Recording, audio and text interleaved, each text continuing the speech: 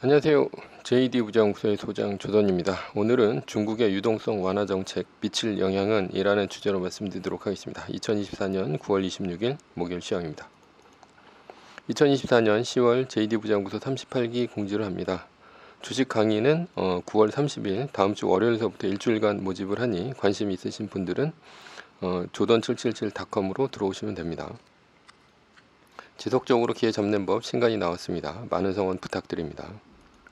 조단777.com에서 매뉴얼과 함께 자산을 10년에 10배, 20년에 100배로 늘리시고 조기 은퇴하시기 바랍니다. 주소창에 조단777.com을 치시면 됩니다. 유튜브 멤버십에서는 매뉴얼을 더 이상 운영하지 않습니다. 뉴욕 마켓워치 채권 베어 스티프닝 여전 달러 올라가고 주식 혼조 유가 급락했다라는 기사가 있는데요.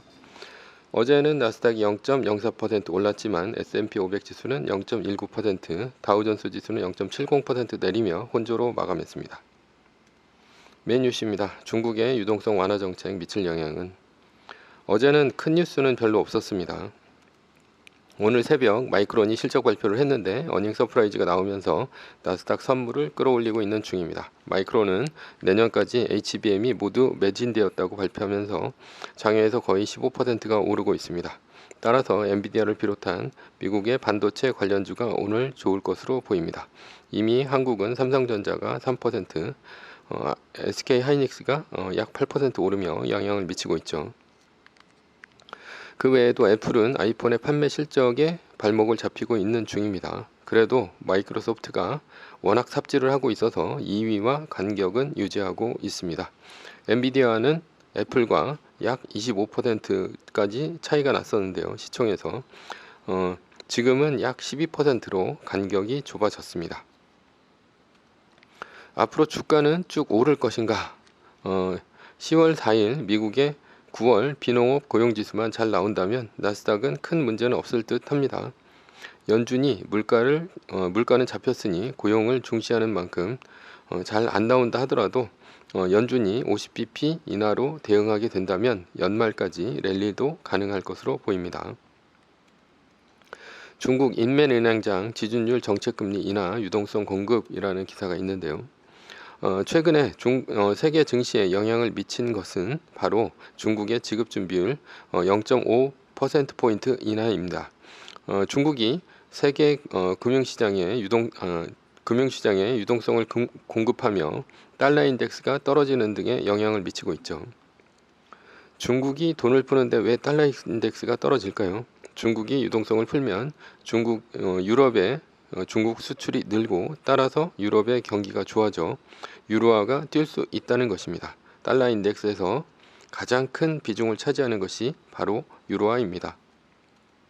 중국은 왜 지준율을 낮추며 경기를 부양하려고 할까요? 2020년 중국의 공산당은 공동 부유를 강조하며 부동산 대출을 막아 부동산 가격 상승을 멈추게 만들었습니다. 공동 부유란 공산당의 기본 이념인 다 같이 잘 살자는 뜻입니다. 중국은 급격한 자본주의 시장 경제 도입으로 빈부의 격차가 심해지자 부동산 집값 잡기에 나선 것인데요. 중국 공산당이 생각하는 공동 부유란 개념은 우리가 생각하는 것보다 훨씬 중요한 개념입니다. 중국 공산당이 공동 부유를 강조한 것은 빈부 격차가 심해지면 선출되지 않은 권력인 중국의 공산당의 체제가 위협받는다고 생각하고 있기 때문이죠. 따라서 공동부유를 해치는 것은 닥치는 대로 잡아 족치고 있는 중입니다. 덕분에 헝다를 비롯한 대형 주택건설업체는 도미노 파산은 겪었습니다. 중국 GDP의 25%의 비중을 차지하는 부동산이 가격이 떨어지자 내수는 완전히 붕괴하고 있습니다. 마치 일본 부동산 버블을 중국이 스스로 꺼트린 것과 같이 되었습니다. 중국 아파트의 가격이 올라 아파트를 뒤늦게 구매한 중국 인민은 아파트 가격이 떨어지고 이어 담보 가치도 떨어져 빚을 갚으며 피눈물을 흘리고 있는 중입니다. 따라서 소비할 여력이 거의 없습니다. 중국은 부동산 거품 잡기에 이어 알리바바 텐센트를 비롯한 중국의 빅테크도 때려잡았습니다. 그러자 중국의 청년 실업률이 20% 이상으로 치솟았습니다. 청년들이 가고 싶은 곳은 세계 어디나 마찬가지로 빅테크와 같은 첨단 기술 업체들입니다. 그런데 이런 곳을 다 때려잡았으니 청년들이 갈 곳이 없어졌고요. 실업률이 크게 올라간 것입니다. 이후에는 중국의 청년 실업률 발표를 멈췄습니다. 중국 공산당은 넘쳐나는 대졸 실업자들에게 농촌으로 가서 일하라고 하방을 하라고 부추기며 TV 프로그램도 만들고 있는 중입니다. 그러나 청년들은 탕핑족이 되어서 한 달에 30만 원 정도만 벌면 돈 벌기를 멈추고 나머지 시간은 그냥 누워서 아무것도 안 하고 놀고 있는 중입니다. 나라가 산으로 가고 있죠. 중국이 빅테크를 때려잡은 이유는 중국 공산당 권력에 도전했기 때문입니다.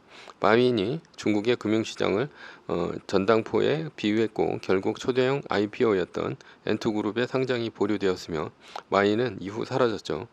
나스닥에 상장하지 말라는 디디 추싱은 나스닥에 상장했다가 결국 공산당이 앱을 삭제하자 나스닥에서 자진상폐했습니다. 디디 추싱이 나스닥에 상장하면 중국의 중요한 지리 데이터가 적국인 미국에 넘어갈 수 있다는 의미에서 중국이 반대한 것이죠. 즉 중국은 중국 공산당의 권력에 대들면 빅테크라도 바로 밟아버립니다. 빅테크 잡기는 전방위적입니다. 중국이 갑자기 사교육 금지를 시키자 신동방과 같은 사교육 업체의 주가는 99% 떨어졌습니다. 사교육 금지는 사교육비가 천정부지로 올라 인민들이 사교육비를 감당할 수가 없었고 그로 인해 교육 격차가 벌어진다는 이유에서였습니다. 그래서 중국은 한순간에 상장 기업을 파산에 이르게 만들었죠. 그러나 저렴한 온라인 교육이 없어지자 고소득층과의 사교육 격차는 더욱더 벌어졌습니다.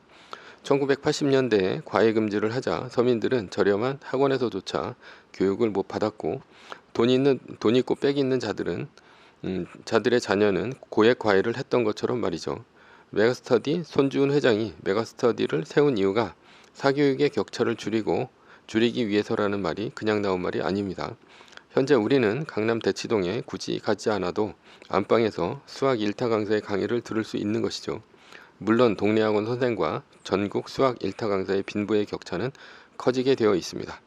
그것이 자본주의죠. 민생은행 임금 최대 50% 삭감 중국 금융권 경기 둔화 직격탄이라는 기사가 있는데요. 요즘에는 중국 공산당이 금융을 때려잡고 있습니다.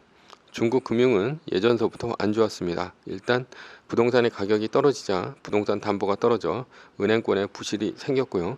게다가 중국 공산당이 빅테크를 비롯해 전방위적으로 기업을 때려잡자 주식시장으로 새로 들어오려 하는 기업이 없어져 신규 IPO가 부진했고 그로 인해 은행의 수입이 줄었습니다. 물론 신규 IPO가 부진한 것은 미중 무역 전쟁의 영향이 크죠.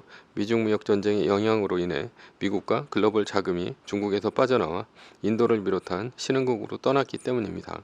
그래서 외국인의 중국 직접 투자 금액은 1월에서 8월까지 약 31.5%까지 감소했습니다.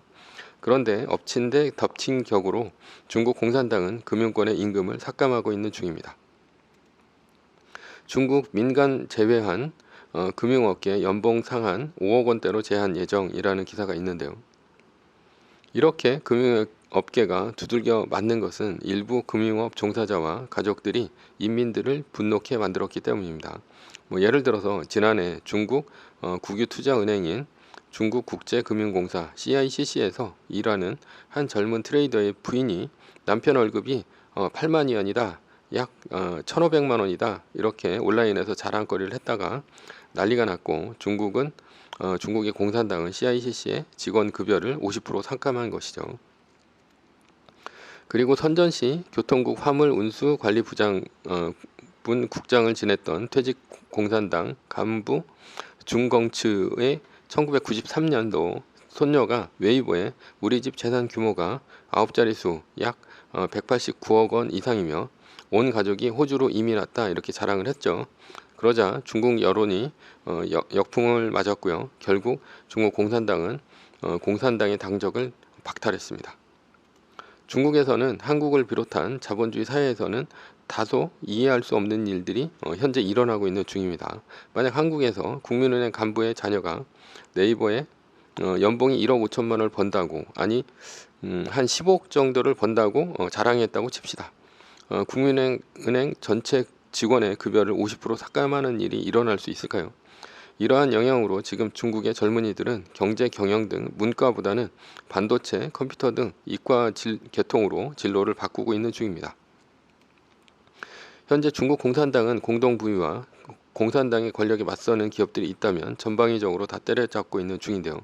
그러나 이러한 행위가 다분히 계획된 것이 아니라 여론이 안 좋아지면 즉흥적으로 기업을 때려잡는다는 점에서 문제가 있습니다. 중국 공산당의 이런 행위가 기업의 불확실성을 증가하도록 만들었고요. 외국인 투자자는 빠져나가고 돈줄이 말랐으며 중국 내수가 침체되고 기업 활동이 위축되면서 중국의 경기가 극악인 상황이 되었습니다. 중국의 내수가 침체하자 국제유가는 중동발 불안에도 불구하고 70달러 선에서 움직이고 있습니다. 그전 같았으면 이스라엘의 공습만 있다 해도 국제유가는 올랐을 텐데 이제는 미동도 없습니다. 그렇다면 중국은 앞으로 무엇을 먹고 살려고 이렇게 내수 기업이나 금융을 때려잡는 것일까요? 망가진 내수를 대체할 것은 바로 제조업이죠. 어차피 중국에서는 소비 여력이 없어서 물건이 안 팔립니다. 따라서 정부 보조금으로 전기차, 태양광 패널, 배터리 등 친환경 제품과 철강, 조선, 석유화학 등과 같은 공산품을 싸게 만들어서 세계로 밀어내기 하려고 하는 중입니다. 이 전략은 중국이 밀어내기 하려는 경쟁 업체를 파산시키고 세계적으로 디플레이션을 만든 전략입니다. 그러나 이 전략은 이미 미중 무역 전쟁이 시작되면서 틀어졌습니다. 중국이 밀어내기 하려는 공산품은 누군가가 사줘야 하는데요. 예를 들어 미국이 중국의 공산품을 사줘야 중국으로 달러가 들어가 중국의 GDP를 올립니다. 그러나 중국이 팔 곳이 없다면 중국은 내수 침체에 수출 부진까지 겹치면서 중국 경기는 나락을 갈 것입니다. 물론 중국이 만든 물건을 모두 안 살 수는 없죠. 중국이 만든 물건 중 고부가 가치 첨단 제품만 안 사면 됩니다. 예를 들어 전기차, 반도체, 배터리와 같은 것이죠. 중국의 첨단 제품은 기술 개발과 제조에 천문학적인 돈이 들어갑니다.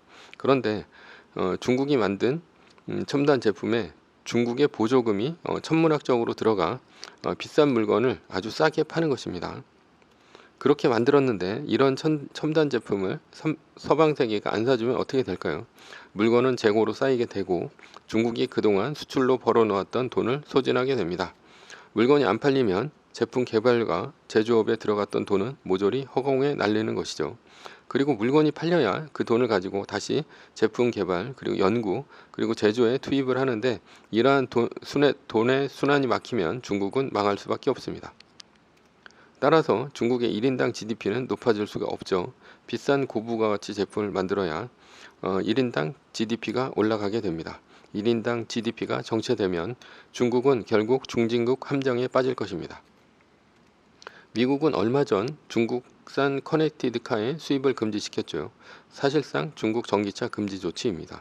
EU는 중국산 전기차에 관세를 대폭 올렸고 캐나다는 중국산 전기차에 100% 관세를 때렸습니다. 아마도 한국을 비롯한 일본 등으로 중국산 전기차가 쏟아져 들어올 수 있습니다. 풍선 효과로 말이죠. 그러자 어제 중국은 지준율을 50bp 내리면서 내수 살리기로 약간의 방향 수정을 한 것으로 보입니다. 그러나 중국은 알고 있습니다. 다시 부동산 가격을 올렸다가는 일본처럼 부동산의 버블이 커질 것이고 미국이 그 버블을 터뜨리면 돌이킬 수 없다는 것을 말이죠. 중국이 금융을 때려잡아 유능한 인재가 가지 않으면 금융 후진국이 될 것입니다. 결국 중국은 서방과 유대인 자본의 금융 공작에 놀아날 수밖에 없습니다. 한마디로 현재 중국은 진퇴양난의 상태입니다. 결론입니다. 중국 증시에 투자하는 것은 미친 짓입니다. 중국 지준율 인하는 단기 효과에 그칠 것이고 효과도 거의 없을 것으로 보입니다. 매뉴얼입니다. 세계 1등 주식은 전고점 대비 2.5% 떨어질 때마다 10%씩 팔면서 숏을 치며 리밸런싱을 하다가 나스닥 마이너스 3%가 뜨면 숏을 치며 말뚝을 박습니다. 그러다 반등이 시작되면 V자 반등 리밸런싱을 하면 됩니다. 자세한 내용은 JD 부장구소 인강 사이트에서 강의를 들으시면 됩니다. 전제는 세계 1등 주식은 우상향합니다. 매뉴얼을 지키며 세계 1등에 투자하면 매년 25%의 복리로 10년간 10배, 20년간 100배로 재산을 불릴 수도 있습니다. 위의 상황은 매뉴얼일 뿐입니다. 따를 사람은 따르고 참고할 사람은 참고하시면 됩니다. 주식을 사고 파는 것에 대한 모든 책임과 이득은 본인에게 있습니다. 매뉴얼을 지키려면 머리를 쓰지 말고 머리를 쓰려면 매뉴얼을 지키지 맙시다. 오늘은 중국의 유동성 완화 정책 미칠 영향은 이라는 주제로 말씀드렸고요. 지금까지 JD부장연구소의 소장 조던이었습니다. 지금까지 들어주셔서 감사합니다.